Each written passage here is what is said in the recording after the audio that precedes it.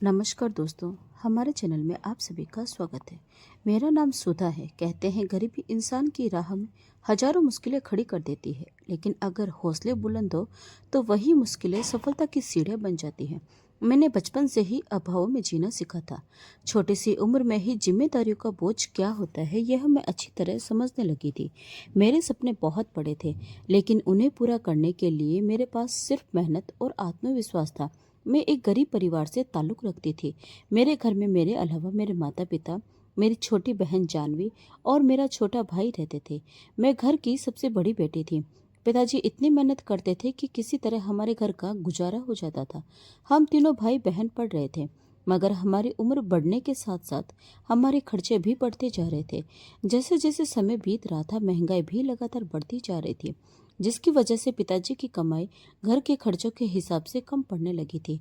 इसी कारण हमारे घर में परेशानियां बढ़ती ही जा रही थी। मुझे पढ़ने का बहुत शौक था, लेकिन घर में जब से पैसों की तंगी होने लगी थी, मेरे पिताजी का कहना था कि मैं पढ़ाई छोड़कर घर पर बैठ जाऊं, मगर मैं उनकी बात मानने के लिए कभी तैयार नहीं होती थी। मेरी छोटी बहन, जिसका नाम जानवी था, वह इतनी इंटेलिजेंट भी नहीं थी, लेकिन फिर भी वह अच्छे नंबरों से पास हो जाती थी। वह तो बस अपनी पढ़ाई इसीलिए कर रही थी क्योंकि उसे लगता था कि उसकी अभी पढ़ाई की उम्र है और कोई काम भी नहीं है, तो इससे अच्छा है कि वह पढ़ाई ही कर ले। लेकिन घर में परेशानी देखते हुए उसने सबसे पहले अपना कॉलेज जाना बंद कर दिया था, जिसकी वजह से मेरे माँ बाप ने उसे बहुत सहारा था कि उनकी बेटी को उनके हालात का अच्छे से पता है। इसीलिए वह बिना जिद किए अपनी पढ़ाई आसानी से छोड़ बैठी है। मुझे पता था कि मेरे माँ बाप ये बातें सिर्फ मुझे सुनाने के लिए कह रहे थे, लेकिन मैं ऐसी बातें एक कान से सुनकर दूसरे कान से निकाल दिया करती थी। मेरी छोटी बहन जानवी अपनी तारीफ पर बहुत खुश हुआ करती थी, मेरे सामने बहुत इतराती थी, जिस पर मैं मुंह फुलाकर उसे चिढ़ा दिया करती थी। मेरी बहन अपनी पढ़ाई छोड़ने के कुछ ही दिन घर में रही और जल्द ही उसे घर में रहते रहते बोरियत होने लगी। वह तो सोच रही थी कि पढ़ाई छोड़कर घर में मजे करेगी, लेकिन ऐसा कुछ भी नहीं हुआ, बल्कि मम्मी उसे घर के कामों में लगाए रखती थी, जिनसे वह बहुत घबराती थी। अब अक्सर वह मेरे सामने कहती थी कि अब वह घर में एक काम वाली बाई बनकर रह गई है, जिस पर मैं उसे इतराकर कहती थी, कर लो मजे, तुम्हें ही तो पढ़ाई छोड़ने की जल्दी पड़ी थी। हम दोनों बहनें एक दूसरे को बहुत चिढ़ाती थी, लेकिन इसके बावजूद हम दोनों में बहुत प्यार था। हमारा छोटा भाई मम्मी पापा के साथ साथ हमारे लिए भी बहुत लाडला था। मेरी बहन दिल की बहुत अच्छी थी।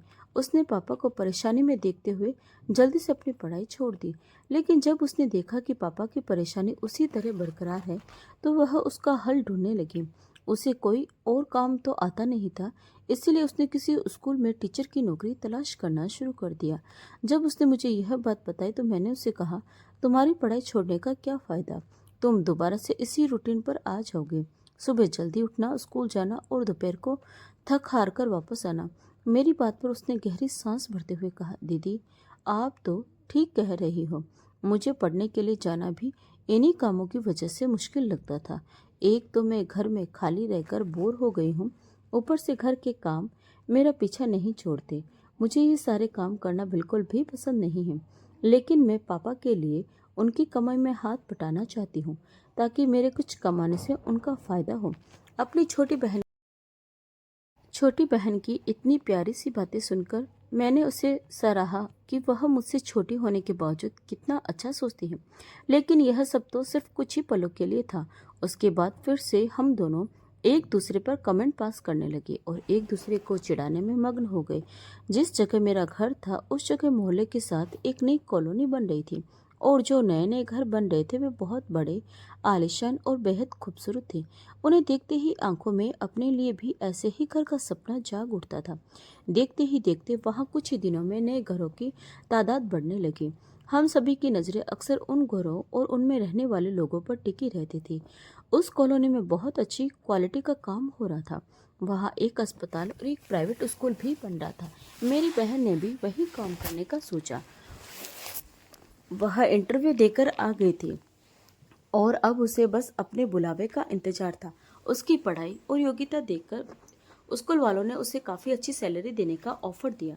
यह सुनकर मेरी बहन खुशी से झूम उठी। पहले तो मैं उसे चिढ़ाने लगी स्कूल वाले पागल हो गए हैं क्या, जो काबिलियत देखे बिना ही इतनी अच्छी सैलरी ऑफर कर दी। मगर फिर उसके चेहरे की चमक चमक देखकर मैं चुप हो गई और उसे दिल से बधाई देने लगी। मम्मी पापा तो एक बार फिर मेरी छोटी बहन से बेहद खुश हो गए थे। वे उसकी खूब तारीफ करने लगे। वह भी मुझे चिढ़ाते हुए कहती, देखो मेरे घर में कितनी वैल्यू है, सब लोग मेरी कितनी तारीफ करते हैं और मैं बस उसे आंखें दिखाकर रह जाती। इसी तरह लड़ते झगड़ते दिन बीतते गए। मेरी वही छोटी बहन जो मुझे कभी गैर जिम्मेदार लगती थी, आज अपनी टीचर की नौकरी को बहुत अच्छे तरीके से संभाल रही थी। हर कोई उसकी तारीफ करता था। उसे मिलने वाली हर महीने की सैलरी से घर के हालात पर काफ़ी अच्छा असर पड़ा था, क्योंकि उसकी तनख्वाह अच्छी खासी थी। जिस स्कूल में वह नौकरी कर रही थी, वहाँ पुरुष और महिलाएं दोनों ही काम किया करते थे, जिसकी वजह से उसकी सबसे काफ़ी अच्छी बोलचाल हो गई थी। शुरू शुरू में तो सब कुछ ठीक रहा। धीरे धीरे उसे इस काम की आदत हो गई और वह बहुत खुश थी। वह अक्सर कहती, पढ़ने से ज़्यादा पढ़ाना आसान है। जब वह अपनी सैलरी लाकर पापा के हाथों में रखती, तो पापा का सीना गर्व से चौड़ा हो जाता। सब अपनी अपनी जिंदगी में मस्त थे। तभी एक दिन मुझे अपनी छोटी बहन कुछ परेशान सी लगने लगी। जब कई दिनों तक मैंने उसके चेहरे पर वही परेशानी देखी, तो मैंने उससे उसकी वजह पूछ ही ली। पहले तो वह मुझे कुछ भी बताने से हिचकिचाती रही, लेकिन मेरी ज़्यादा जिद करने पर उसने आखिरकार मुझे सब कुछ बता दिया। उसकी आवाज़ में साफ परेशानी झलक रही थी। उसने बताया कि स्कूल में उसके साथ जो कुछ लड़के काम करते हैं, उनमें से कुछ मुझसे परेशान करते हैं। उसे उसकी नीयत ठीक नहीं लगती। उनकी मौजूदगी में वह खुद को बहुत बेचैन महसूस करती थी। यह सब कहने के साथ ही वह यह भी कहने लगी कि पता नहीं सच में ऐसा कुछ है भी या नहीं, या फिर वह ही ज़्यादा सोच रही है। यानी वह खुद ही बहुत उलझन में थी। मैंने उसे कहा कि वह ज़्यादा परेशान न हो। अगर उसे वहाँ सचमुच परेशानी हो रही है, तो वह यह नौकरी छोड़ सकती है और किसी दूसरे स्कूल में नौकरी ढूंढ सकती है। मैंने उसे समझाया कि ऐसे बातों को दिल पर लेने की जरूरत नहीं है। मैं हर तरीके से उसे समझाने और तसल्ली देने की कोशिश करती रही। मेरी बात सुनकर उसने गहरी सांस भरी और सिर हिलाकर कहा कि वह ऐसा ही करेगी। लेकिन उसके कुछ करने से पहले ही जो हुआ, उसने हम सभी की जिंदगी बदल कर रख दी। वह हादसा जो हमें जीते जी मार गया, उसने जिससे मुझे पछतावे के अथाह दलदल में धकेल दिया था। मेरी बहन ने नौकरी छोड़ने से पहले घर में मम्मी पापा से बात की थी, लेकिन मम्मी पापा बहुत परेशान हो गए और उसे नौकरी छोड़ने की वजह पूछने लगे। जानवी मम्मी पापा को वह सब नहीं बता पाई जो उसने मुझे बताया था। जब उसने नौकरी छोड़ने की जिद की, तो उन्होंने आखिरकार कह दिया, ठीक है, जैसा तुम्हारा मन करे वैसा ही करो। उन्हें कोई आपत्ति नहीं थी। मेरी बहन नौकरी छोड़ने ही वाली थी कि तभी पापा की तबीयत अचानक बहुत ज़्यादा खराब हो गई और वह सारा काम छोड़कर घर पर ही रहने लगे। अब घर का सहारा सिर्फ मेरी छोटी बहन ही थी। इसी वजह से उसने स्कूल छोड़ने का विचार अपने मन से निकाल दिया और यही उसकी सबसे बड़ी भूल साबित हुई। उसका दिल जिस अनहोनी से डरता था, वही सच हो गया। उस स्कूल में ही किसी दरिंदे ने उसकी अस्मिता को रोन दिया, जिसकी वजह से वह लगभग विक्षिप्त सी हो गई थी।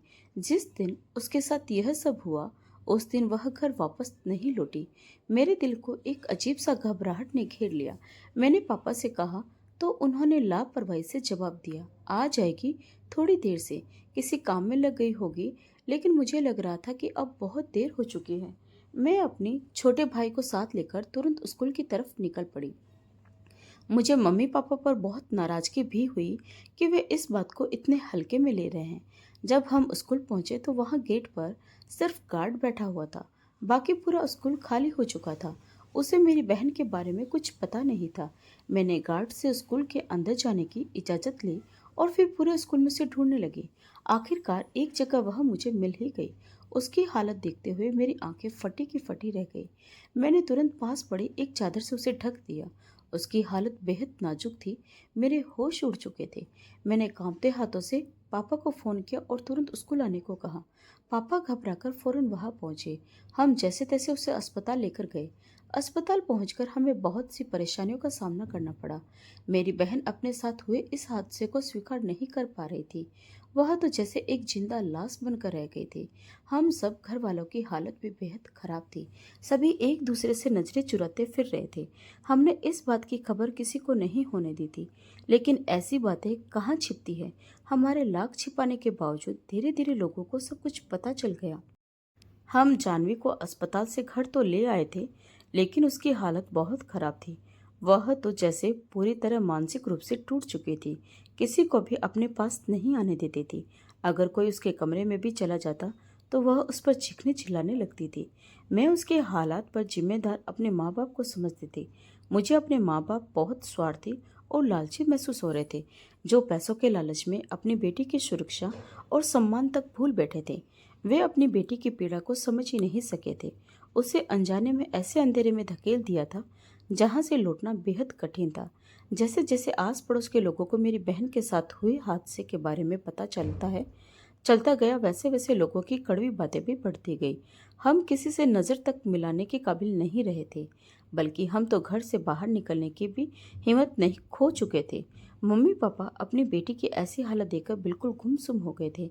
पापा ने खुद के ठीक हो जाने के बावजूद भी घर से बाहर निकलना बंद कर दिया था। वह काम पर जाने को तैयार ही नहीं थे, जिससे धीरे धीरे घर में आर्थिक तंगी बढ़ने लगी। दूसरी तरफ मेरी बहन का इलाज भी चल रहा था, क्योंकि वह हर वक्त अपने आप को किसी न किसी बहाने से नुकसान पहुंचाने की कोशिश करती रहती थी। कोई उसके पास रुककर उसकी देखभाल भी नहीं कर सकता था, क्योंकि उसे किसी की मौजूदगी बर्दाश्त नहीं थी। वह सबको अपने पास आने से रोक देती थी। इसीलिए उसे हर वक्त दवाइयों के सहारे शांत रखने की कोशिश की जाती थी। अपनी बहन की हालत देखकर मैं खून के आंसू रोती थी। कुछ दिन बाद जब मेरी बहन को डॉक्टर के पास लेकर जाना था, तो मैंने पापा को इस बारे में याद दिलाया कि जानवी को आज डॉक्टर के पास लेकर जाना है। पापा मुझसे नजरें चुराते हुए बोले, अब मैं उसे डॉक्टर के पास नहीं ले जाऊंगा। वक्त गुजरने के साथ वह खुद ही ठीक हो जाएगी। उनकी बात सुनकर मैंने सिर हिलाया और कहा, ठीक है, मैं उसे खुद डॉक्टर के पास लेकर जाऊंगी। पापा आगे मुझ पर गुस्सा करने लगे, लेकिन मैं जिद कर अपनी बहन को अस्पताल लेकर जाने लगी, तो मम्मी भी मेरे साथ चलने लगी। मेरी बहन की हालत देखते ही उसे अस्पताल में भर्ती कर लिया गया। मेरी बहन किसी को भी नहीं पहचानती थी। मुझे तो ऐसा लगता था जैसे वक्त गुजरने के साथ साथ उसकी तबीयत में सुधार होने की बजाय वह और बिगड़ती जा रही है। वह बहुत ज़्यादा डरी सहमी रहने लगी थी, जिससे मेरी परेशानी और बढ़ती जा रही थी। उस वक्त मैं खुद को बहुत अकेला महसूस कर रही थी। मम्मी मेरे साथ तो थी, लेकिन मुझे ऐसा महसूस होता था जैसे वह अपनी बेटी की तकलीफ को वैसे महसूस नहीं कर पा रही थी जैसे मैं अपनी बहन को दर्द में देखकर तड़प रही थी। मैं सोचती थी कि शायद सदमा इतना बड़ा है, यह सब उसी का असर होगा। मेरी बहन घर के किसी भी सदस्य को देखती तो जोर जोर से चीखने लगती थी। उसको देखकर मेरी आंखों में आंसू आ जाते थे और मैं उसे अपने सीने से लगाकर तसल्ली भी नहीं दे पाती थी कि मैं उसके साथ हूँ और वह ठीक हो जाएगी। फिर हम दोनों मिलकर उसके गुनाहगार को सजा दिलाएंगे। एक दिन अस्पताल के डॉक्टर ने मुझे अकेले में अपने केबिन में बुलाया और कहा, अगर तुम अपनी बहन को बचाना चाहती हो तो उसे कहीं दूर ले जाओ या फिर कहीं छिपा दो, ताकि किसी की इस पर नजर ना पड़े। इसे अपने घर वालों से दूर रखो, वरना एक दिन यह मर जाएगी। डॉक्टर की बातें सुनकर मैं हैरान और परेशान हो गई कि वह ये सब क्या कह रहे हैं। फिर मैंने यह सोचकर अपने दिल को तसल्ली दी कि शायद डॉक्टर मेरे माँ बाप के व्यवहार को देखकर यह सब कह रहे होंगे। हम ज़्यादा दिन अस्पताल में भी नहीं रुक सकते थे। एक दिन अस्पताल से छुट्टी होने से पहले मम्मी ने मुझसे कहा कि अब वह इस तरह से उसे घर ले जाने के लिए तैयार नहीं है। मम्मी ने मुझसे कहा कि अब वह थक चुकी है, सबको यह बताते बताते कि उनकी बेटी अब मर गई है। अब वह और ज़्यादा लोगों की बातें बर्दाश्त नहीं कर सकती। मम्मी की इस बात से मेरा दिल तो बहुत दुखा, लेकिन मैं इस मामले को दबा देना चाहती थी। इसीलिए दिल पर पत्थर रखकर मैंने मम्मी की बात मान ली। उसके बाद हमने सोचा कि रात को हम जानवी को घर ले जाएंगे, और हमने वही किया। अपने प्लान के मुताबिक हम रात के अंधेरे में जानवी को घर ले गए, जिसे किसी को कुछ पता नहीं चला। जब घर में भूखे रहने की नौबत आ गई और पापा ने इस तरफ बिल्कुल भी ध्यान नहीं दिया तो मैंने कहा कि मैं कोई काम कर लेती हूँ, जिसकी वजह से पापा ने मुझे सख्ती से मना कर दिया और दूसरे दिन खुद काम पर जाने लगे। दूसरी तरफ मेरी बहन को कमरे में बंद कर दिया गया था और कोई भी उसके पास नहीं जाता था। मुझे लगता था कि हमने जो झूठी खबर लोगों को दी है, एक दिन वह सच साबित हो जाएगी, क्योंकि जानवी को बाहर के माहौल से बहुत डर लगने लगा था। सब कुछ बहुत अजीब सा लगता था। मेरे मम्मी पापा भी मुझे पराये से लगने लगे थे। मैं खुद को बहुत अकेला महसूस करने लगी थी और मुझे लगता था कि मैं भी एक दिन धीरे धीरे पागल हो जाऊंगी। घर वालों का व्यवहार भी मेरे साथ बहुत अजीब सा हो गया था। मैं अपनी परवरिश में एक बेचैनी से महसूस करती थी। मुझे अपने ही माँ बाप से डर लगने लगा था। मुझे ऐसा लगने लगा जैसे मैं किसी बड़ी बीमारी का शिकार हो गई हूँ। मम्मी पापा से तो कुछ भी कहने का दिल नहीं करता था, क्योंकि मैं उनसे कोई बात नहीं किया करती थी। सभी अपने अपने हिसाब से अपनी जिंदगी गुजार रहे थे। इसके बावजूद भी मम्मी मुझे जानवी के पास नहीं जाने देती थी। बस यही कहती थी कि वह तुम्हें कोई नुकसान न पहुंचा दे। उसे खाना पीना भी मम्मी ही दिया करती थी। मुझे ऐसा लगता था जैसे मेरी बहन का बाहरी दुनिया से ताल्लुक खत्म हो चुका था। इस बार मैंने किसी के कहे बगैर ही अपनी पढ़ाई छोड़ दी और अब मैं भी अपने इस फैसले से पछता रही थी, क्योंकि घर में मेरा वक्त नहीं गुजरता था। मुझे लगता था जैसे मैं अवसाद का शिकार हो रही हूँ। अपनी हालत से घबराते हुए मैंने अपनी मम्मी पापा से बात की कि मैं अब दोबारा अपनी पढ़ाई शुरू करना चाहती हूँ। मेरी यह बात सुनकर मेरे मम्मी पापा बहुत परेशान हो गए थे।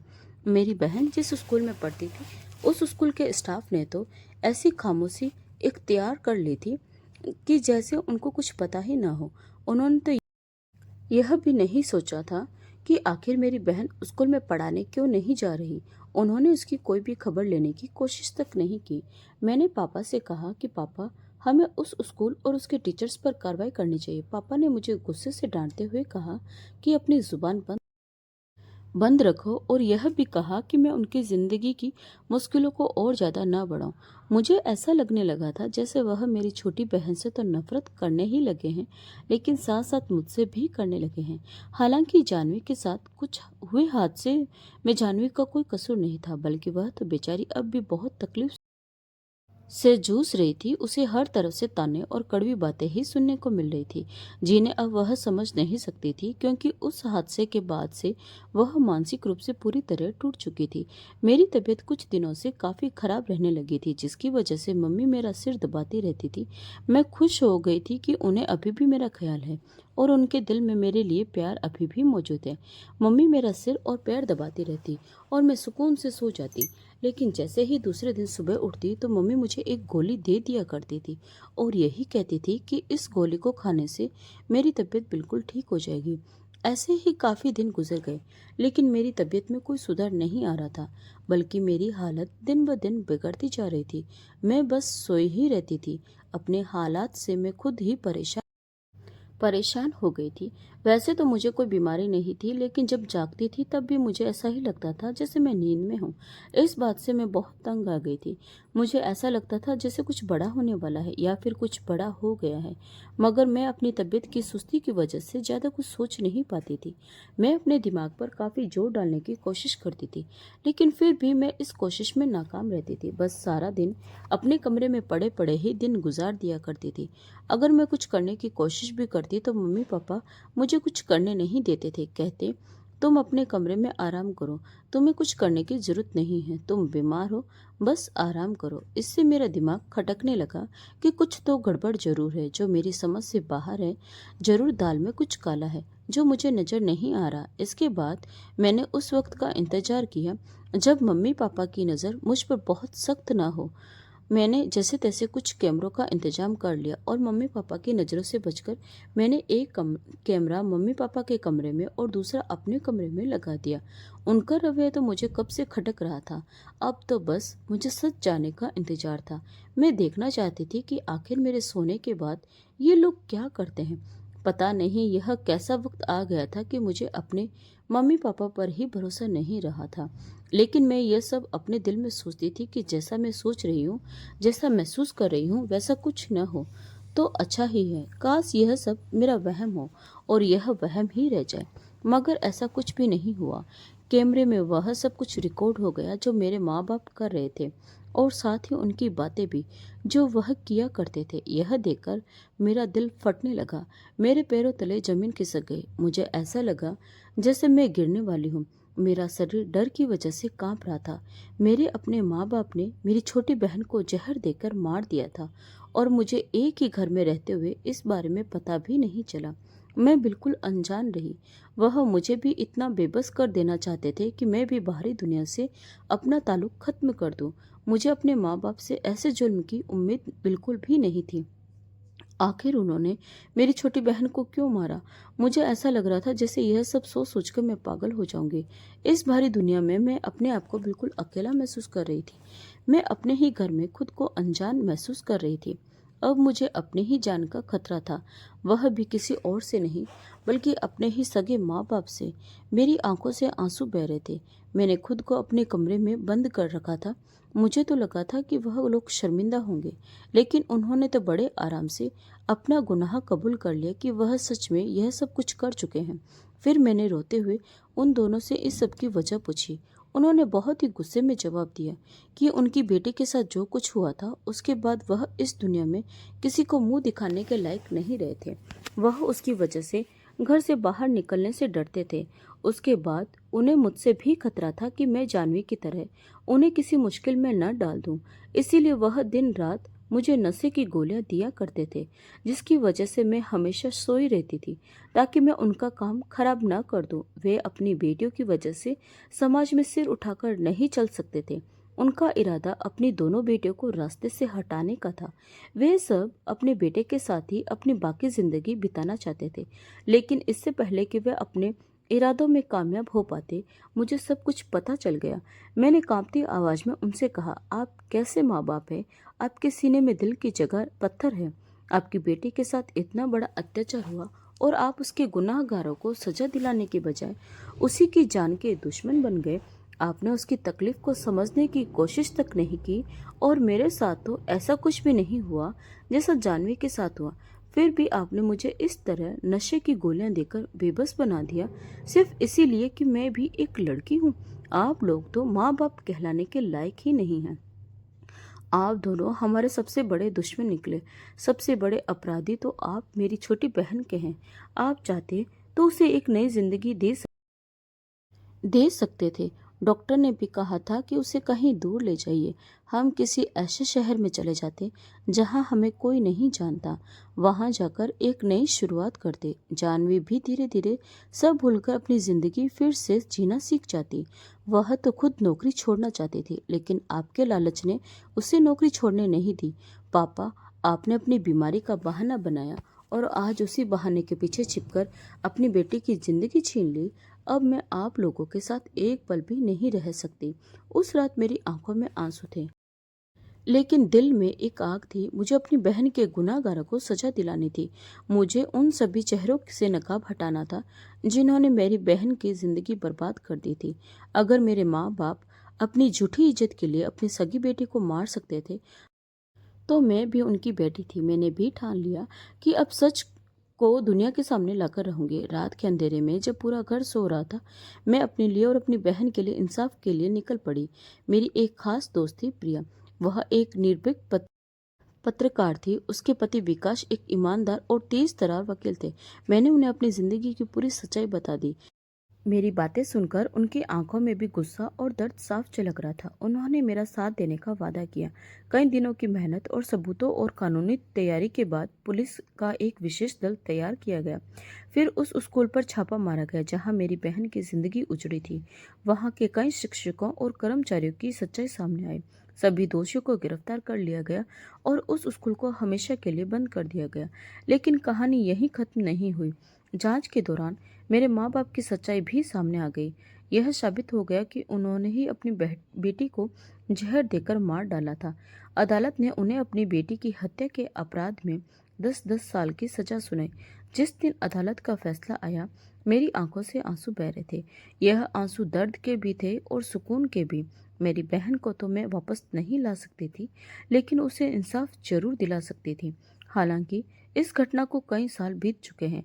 फिर भी मैं आज तक पूरी तरह सामान्य ज़िंदगी में नहीं लौट पाई हूँ। कुछ जख्म ऐसे होते हैं जो वक्त के साथ भर तो जाते हैं, लेकिन उनके निशान हमेशा रह जाते हैं। अब मेरा छोटा भाई बड़ा हो चुका है। वह मेरा बहुत ख्याल रखता है। वही मेरी दुनिया है, वही मेरा परिवार है। आज भी जब मैं रात को आसमान की तरफ देखती हूँ तो मुझे लगता है कि जानवी कहीं ना कहीं मुझे देख रही है और मुस्कुरा रही है। अगर आपके साथ भी कोई अन्याय हो, अगर आपको भी कुछ गलत महसूस हो, तो उसे कभी अनदेखा मत कीजिए, क्योंकि चुप्पी कई बार सबसे बड़ा अपराध बन जाती है। आवाज़ उठाइए, सच का साथ दीजिए, क्योंकि न्याय देर से मिले लेकिन मिलना जरूर चाहिए। यदि इस कहानी ने आपके दिल को छुआ हो तो कमेंट में ज़रूर बताइए कि अगर आप मेरी जगह होते तो क्या अपने ही माँ बाप के खिलाफ जाकर अपनी बहन को इंसाफ दिला पाते। अपनी राय साझा जरूर करें, और अगर कहानी पसंद आई हो तो वीडियो को लाइक, शेयर और सब्सक्राइब जरूर करें। तो मिलते हैं एक और नई कहानी के साथ। तब तक के लिए आपका बहुत बहुत धन्यवाद।